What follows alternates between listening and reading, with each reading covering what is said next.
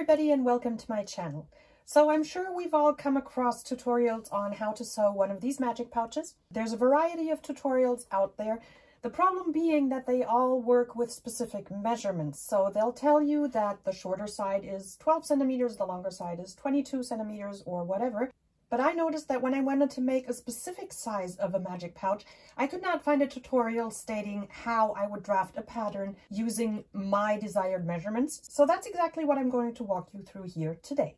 If you find this to be a helpful tutorial, I would greatly appreciate if you could support my channel by hitting the subscribe button or leaving a comment below. Comment could also be just an emoji. So let's call the short side of your magic pouch A and the long side B. Since this side of the bag here is usually a square, we'll have an A over here at the bottom and an A going up, and the longer side being B. Now, whether you make the short side 10 centimeters and the long side 20, or the short side only 4 centimeters and the long side extra long 25, or whatever, that is entirely up to you. So here's how to make these measurements into a pattern. Start off by drafting a square, combining your desired measurements. So we start off by adding our length A, our longer side length B, and another side length A. The side perpendicular to this one will be 4 times the length A. From every corner of your square, measure a length A and set a marker. Now the next thing we're going to do is connect the markers diagonally across the edges like so. Then add straight lines, connecting the markers across from each other. Using these lines, you can already make your basic magic pouch pattern by using the outside length B, going over diagonally, then inward, using the inside length, moving back out, using the diagonal line, and then the outside line B, and repeating the process on the opposite side. So this is the shape you'll end up with. Now, depending on the measurements you use, your pattern might look slightly more bulky than mine. I just used fantasy measurements here right now. The pattern I just drafted would end up being a rather small front side and a long side, so it would be a very slim bag. If your length A is bigger in relation to your length B than I just chose for this pattern, then your pattern will look slightly different, but the shape should be like this. Now our zipper will go diagonally across here along the long side and diagonally across again on the back, which is this part of our pattern right here, diagonally cross over and diagonally back down. So because it is kind of difficult to place a zipper on a hard edge like this, we're going to go ahead and soften this out a little bit. So I'm just going to take a little bit of this edge away, and I'm going to want to transfer this line onto the other corners so that we have an identical curve on all of these. So the easiest way to do this is to cut out the pattern as it is and cut along the curve that I just made.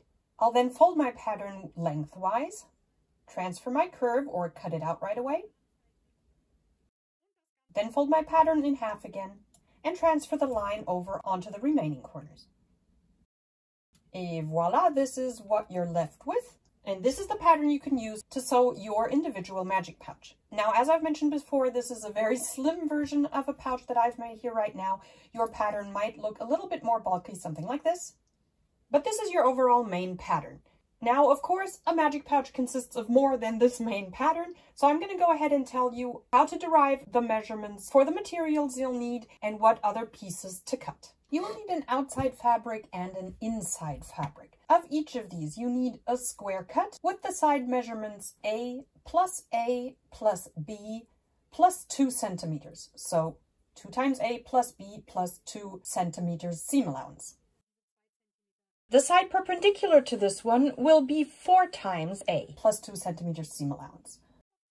For your sides, you're going to need 2 cuts of each the outer and inside fabric with the measurements 2 times A plus 2 centimeters across and your A measurement high. If you want to make a handle for your magic pouch, you're going to need a piece of fabric to make it with. Usually that would be your outside fabric, and this will need to be a length B plus 2 centimeters seam allowance times 8 centimeters.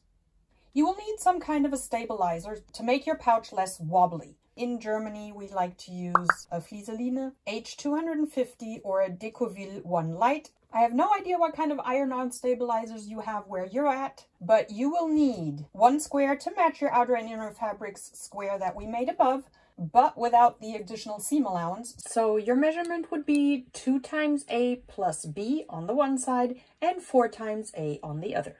And 2 cuts with the measurements 2 times A, and on the other side, your length A minus 2 centimeters seam allowance, which will make it fit exactly onto the sides we've cut, leaving a centimeter seam allowance all around.